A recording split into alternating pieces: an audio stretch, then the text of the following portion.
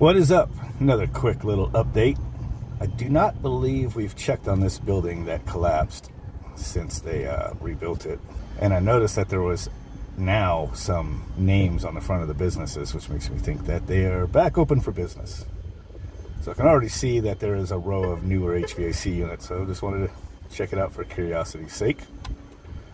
Let me get a little more distance.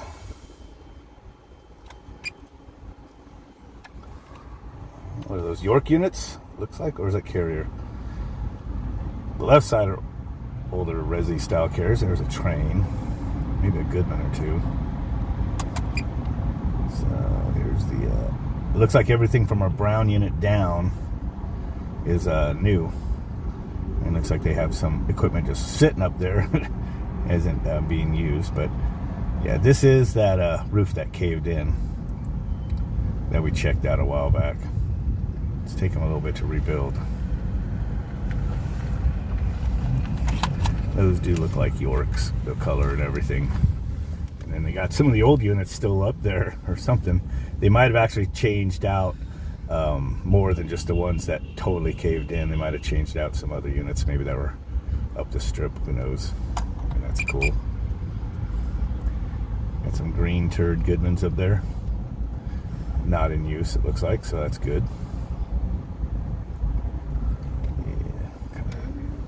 One of them looks like it might be running right there. I have a question. Are all Goodmans bad?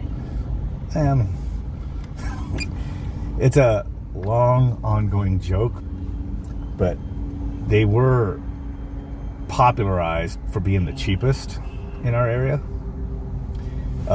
Builders liked them because they got the best deal on new homes, just to stick the lowest, cheapest.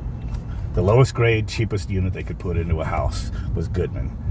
Chaz Roberts was the most popular HVAC installation company for a while here from the 90s, well into the 2000s when we had that boom. And the main units they were putting in was Goodman, Carrier, or Train. And then a little bit of, York in there after a while.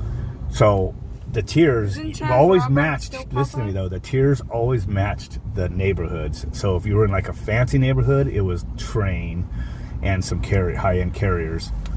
Carriers were pretty popular too, but most of the new developments were like in El Mirage, Surprise, and all that when it was booming, entry-level houses and everything. And so, especially in the El Mirage areas, they were putting in Goodmans by the tons because that's the most affordable, low-buck, entry-level unit you could get. And also, of course, Goodman's been known to sell to two men in a truck that have no licenses, no EPA, no nothing. Not that I think everybody needs to, be bound by that, but for your own work, but, as a business, there's a lot of people would underbid people by slapping in Goodman. Known lots of people to do it. So that's how they got really popular. The reason they're the joke is because, in the late 90s and into all through the 2000s, Goodman had a design that was, frankly, absolute shit. It was mostly when they were still using semi-hermetic compressors. The Bristols, they were loud. They got them, I guess, cheaper than they could get anything else. They're the ones that go, bah! Absolutely horrible. Oh, I think we have one. We have one still at our house. Yeah, so I can hear it. Make fun of it too. Maybe we'll keep it till it dies just so we can continue to make fun of it. Because most of those have been changed out by now. It. Yeah, it's loud, isn't it? It is loud. Oh, also, when we got there, remember there was a rock on top of ours? There's so many people put rocks on top of them. That's why we netted. That's what made that term the Goodman silencer system, which is setting rocks on top of them. Literally what people, technicians even, the hacks, but the customers and the homeowners, they would put a rock on top of the grill because they would vibrate really bad. The little tubes, the distributor tubes after the outdoor pit metering device, the piston, they were paper thin, really thin capillary-like tubes. We call them cap tubes when they're not actual capillaries, but they're distributor tubes. They would rub and break all the time, just absolute garbage. And it was a joke because before you had the internet and Google Maps, I was using something called Microsoft Streets and Trips in my computer, laptop, or a PC. I powered off an inverter. I'll show you guys probably something on the screen because I know I have screenshots of it from the early 2000s.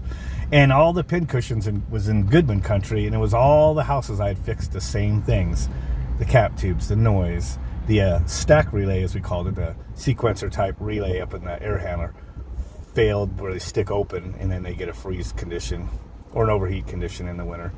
They were just garbage, and it was just like, it was like at least a 50% failure rate, that within the first 3 years of these brand new housing divisions, you were in there fixing the same thing, on like 50% of the homes.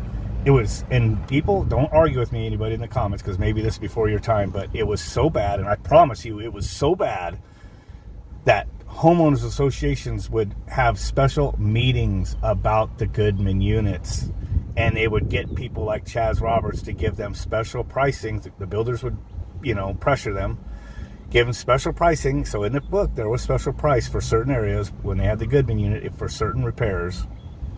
I've only seen that happen with Goodman. Never seen a thing with Train or Carrier for residential in the subdivisions where they did that. But with the Goodman, it was a thing. It was a thing for several builders in several subdivisions, especially in the West Valley when it was booming in the 2000s. So, and people would say, I'd go and I'd be diagnosing it, and before I tell him, he goes, it better not be those cap tubes I keep hearing about. I'm going to be really pissed. It'd be like just out of warranty, like 18 months into his new house. And I'm like, fuck, because that's what it was. And it was just made it, it had a lot of political issues to it that just made, it worse. It was a really easy fix. I would just braze the tube. There was nothing to replace. You'd braze the tube up, separate them, maybe reinforce it, and then I'd, finish the work and recharge it. Still R22, still way back in the refrigerant was like $60 a jug, and no harm, no foul. It was an easy fix. I didn't mind finding them, but I found them like, I would just be like back at their neighbor's house like in 3-4 months. It was bad. So, yeah. So there's a reason Goodman has, the name it does. Yeah. It's the reason people say that stuff about Goodman. They earned it. It has been over a decade since those units existed. They went to scrolls. They were still more inexpensive and basic. Wiring real basic, control board real basic piping, But, they went to a Copeland scroll, and that helped out a lot. They also went to a better lid that was one piece. It didn't have the chicken wire on the sides. You had to tuck it into the top when you put it on. Technicians hate that. And the funny thing is, somebody brought that up at some HVAC discussion the other day about how bad those were for that. I'm like, man, you're remembering the brown turd Goodmans, because those haven't even existed since the later 2000s when they went off to the green turd Goodmans. But anyway. So that's why, they have their reputation, is what I was trying to say. They earned it very well, and it's just a joke that just keeps on going. The younger techs, or especially people that like to be Goodman dealers, and get a slightly cheaper product and help their profit margins, they get mad. But they could be mad all they want. But honestly, what I'm speaking is from, experience. And it was a shared, opinion in this area, to say the least.